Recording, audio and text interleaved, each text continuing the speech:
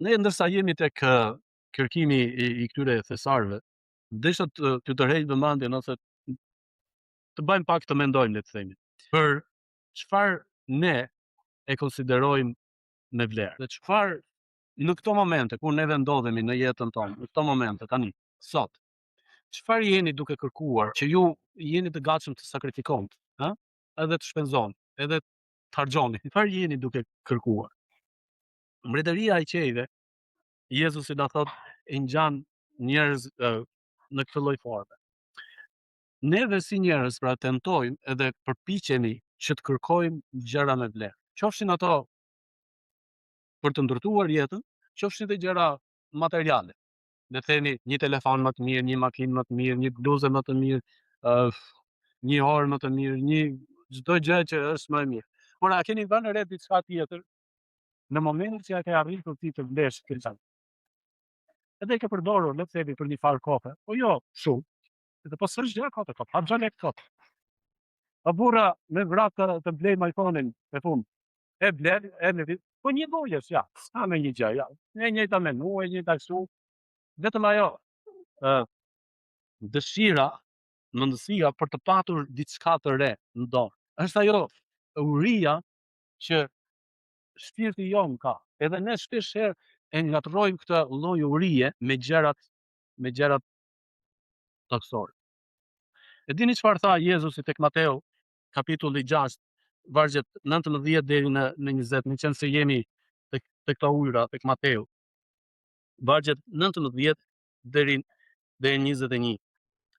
Jezusi thot: mos mblidhni për vete thesare mbi dhe, kur i bren tenja e ndryshme, dhe kuvjesit shpërthejnë e vjedhin. Përkundrazi, mblidhni për vete thesare në qell, ku as tenja, as ndryshku nuk prishin, dhe kuvjesit nuk shpërthejnë dhe nuk vjedhin.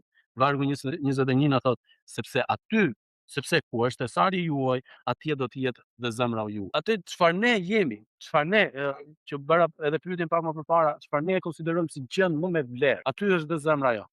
Aty ne shkarkojmë të gjitha energjitë për të patur më të mirën, për të arritur atë diçka.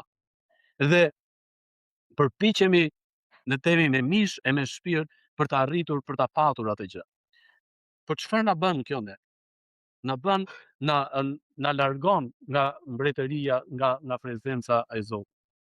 Edhe në fakt ne për momentin ne mund të themi që në zemrën time ai që ka fëmijë, ka familje, thotë janë fëmijët e mi, janë pasuria ime më e madhe.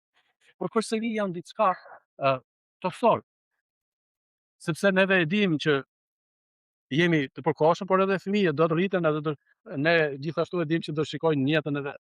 Apo jo. Pra, ashtu siç kemi bërë edhe ne. Shkrimtari që ka shkruar fjalët e urta dhe që ne besojmë që është Salomoni, thot diçka. Tek fjalët e urta 4:23 thot: ruaje zemrën tënde me shumë kujdes, sepse nga ajo dalin burimet e jetës. Ne shpesh herë përpiqemi kur jemi duke kërkuar për thesarin ton, jemi të gatshëm të bëjmë çdo gjë që është e mundur për të arritur këtë gjë. Po çfarë ndodh? Shpesh herë gjatë rrugës ne mund të bëjmë edhe kompromise, apo jo? Për shkak se e dua me kaq ngulëm, me një dëshirë kaq të madhe, këtë thesar që jemi duke kërkuar, ne mund ta i infektojmë zemrën tonë. Po të lexojmë edhe disa vargje të tjera këtu te kapitulli 4 i fjalëve të urta, duke filluar nga 23 na thotë: ruaje zemrën tënde me shumë kujdes, sepse nga ajo dalin burimet e jetës. Edhe thotë: hiq dorë nga e folura me hile dhe largo prej teje buzë të çoroditura. Sytë e tu të shohin drejt përpara dhe qepallat e tua të synojnë drejt përpara. Çfarë po përpiqet të na thotë shkrimtari? Në fakt e para dhe kryesorja që unë i bëra këto pyetje deri më tani ishte kush është thesari juaj, kush është gjëja juaj më me vlerë, çfarë jeni ju duke u përpjekur në këto momente që ta arrini, ëh? Për shembull mund të jetë që doni një makinë tjetër, doni të di unë, një shtëpi, një krijoni familje, e të gjitha këto gjëra neve i kërkojmë me aq shumë ngulm, aq shumë dëshirë, edhe po ta vini re është e trisht që të shikosh që shumë njerëz mërziten, kalojnë le të themi edhe nuk e mas kemi dëgjuar pa në depresion, se nuk mua nuk po të qenë, se pse unë nuk arrit dot që të punoj, se nuk arrit dot të bëj këtë gjë, edhe shumë gjëra që na mbysi, ë? Veten tonë, jetën tonë, edhe na largojnë nga ajo çfarë është më e rëndësishmja, realiteti ynë. Dhe realiteti është që ne duhet ta jetojmë jetën ashtu siç na vjen, por gjithashtu ajo çfarë është akoma më e rëndësishme, ne duhet të ndryshojmë mënyrën e të parit gjërat. Kush është thesari i ri? Unë një gjë që më ja bëj vetes gjithmonë këtë pyetje, edhe them sikur ne njerëzit ta arrini, ta kuptonin, ëh, ta perceptonin, ku ta di unë, më shumë se le të themi më i miri, më besimtarët mund të jetë 50%, 70%, 100% ta njohin Perëndin plotësisht, ta kuptonim atë, ne do ishim gjithë. Në një moment Jezusi tek Marku e ka këtë histori, edhe e thot një baba që shkon edhe i kërkon Jezusit ndihmë që të shërojë djalin e tij, dhe Jezusi thot nëse ti beson, djali yt do të shërohet. Edhe babai thot, kjo unë nuk kam për veten, unë e konsideroj një person që shprehet 100% ashtu siç ai e ndjen thellë në zemër. Edhe i thot, unë besoj. Dhe pastaj thot, Zot, ndihmo mosbesimin tim. Më të pastër, më të drejtë për drejtë, nuk e di, keni dëgjuar njerëz që thonë në të lloj fare të lloj mënyre, të shprehen në të lloj mënyre. Dhe kur i thua, kur i bën pyetje të tilla, më beso ose a beson? Po, thot, besoj. Edhe e ndet me kaq. Por një besimtar i sinqert, siç ishte ky, edhe më e bukur është që ishte në momente shumë të vështira. Lexova një fjalë Emran që thoshte, kur barku është bosh, trupi bëhet shpirt. Kur barku është plot, shpirti bëhet trup. Sepse harron, në momentin që ti je i dobët edhe ke një lloj lobështie, pra Perëndia pra kur ne jemi të thyer plotësisht, siç ishte ky babai, edhe thot, më ndihmo me mosbesimin tim. Ndërsa ne vijmë sot, a jemi ne, a kemi gjetur ne thesarin e vërtet, të që çfarë po kërkohet? Të kërkosh të gjesh Perëndin, të arrish ta njohësh Perëndin, edhe të arrish akoma më shumë, të marrësh shpëtimin, të marrësh përjetësinë, ne do të sakrifikonim çdo gjë. Ju kujtohet në fillim ju bëra edhe pyetjen, çfarë do të ishit ju të gatshëm që të sakrifikoni? Neve sot çfarë kërkojmë? Do kërkojmë doktorin që është më i mirë, do kërkojmë mësuesin që është më i mirë. Nëse do të ishim në shkollë për veten tonë do ta kërkonim këtë gjë. Nëse për fëmijët do i kërkojmë për fëmijët, kur shkolla më e mirë, kur puna, kur shkopshti më i mirë, e ku janë këto më të mirat e mundshme. Por ama janë diçka tokësore. Po të shikojmë jetën e Palit edhe apostujve të tjerë, por me që kemi Palin në sken për momentin, Pali tek Filipianët kapitulli 3 vargu 8 thotë këtë gjë. Tek fillimi i kapitullit 3 Pali të tregon veten e tij. Filipianët kapitulli 3. Duke filluar nga vargu 4 thotë, megjithse un kam përse të besoj edhe në mirë, pra të mburrem. Nëse ndonjë mendon se ka përse të besoj, unë edhe më shumë. U rrethpreva të 8 ditë, janë nga prejardhja e Izraelit, fisi i Benjaminit, hebrej nga hebrejnë, sipas ligjit farise, sipas zellit për ndjekës i kishës, sipas drejtësisë së ligjit, i bër pa qortueshëm. Në këto momente Pali konsideronte që e kishte gjetur thesarin e vërtet, e kishte gjetur Perëndin.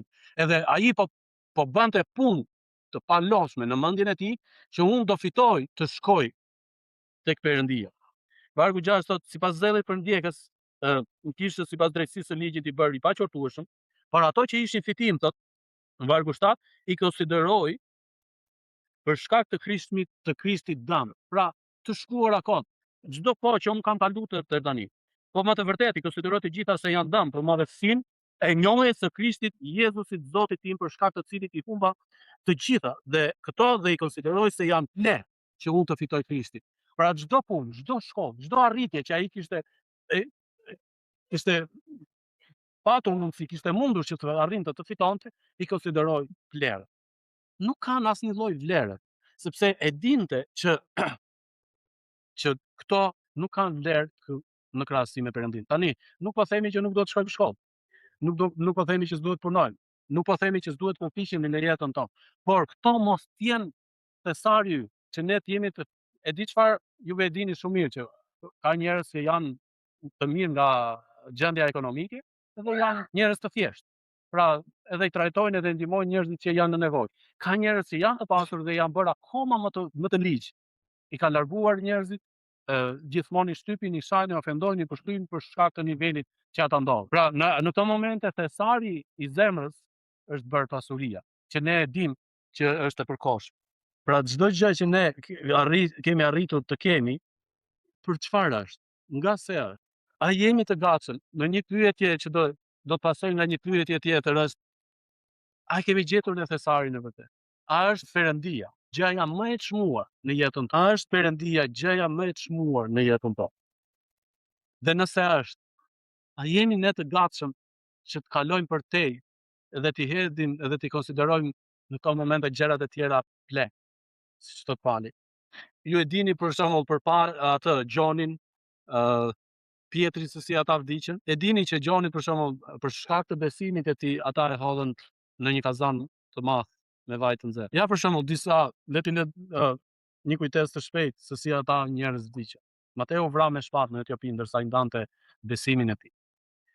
Marku vdiq në Aleksandri pasi e tërhoqën zvarrin e kuajt për shkak të besimit, për shkak se ai ndau besim. Pra gjithë këta njerëz nuk ishin të shkarë nga mendje. Se mund të jetë 1-2.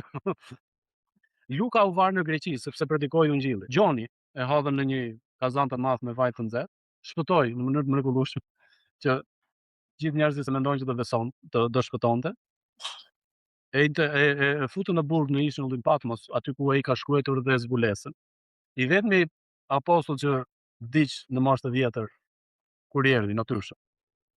Por vuajt.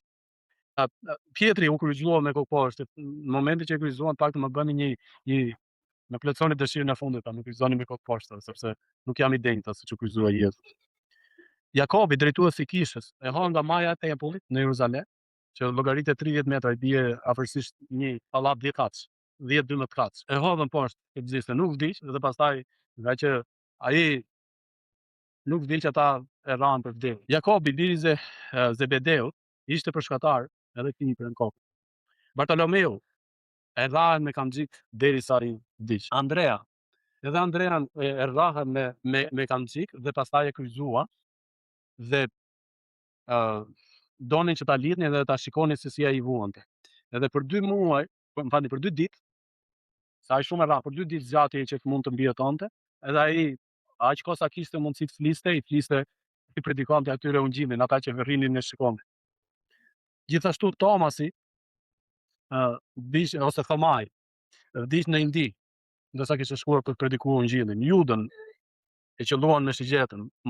Matian ishte ky që u zgjat mbasi Juda Iskarioti tretoi Jezusin. Edhe këtë e goditën me gur. Pali, apostulli Pali, u torturua gjatë gjithë kohës, gjatë gjithë jetës vet, deri sa në fund besohet. Asnjë nuk e di me saktësi, por mendojnë që në Rom ata i premte kokë. Për gjithë këta njerëz, e shumë njerëz të tjerë kanë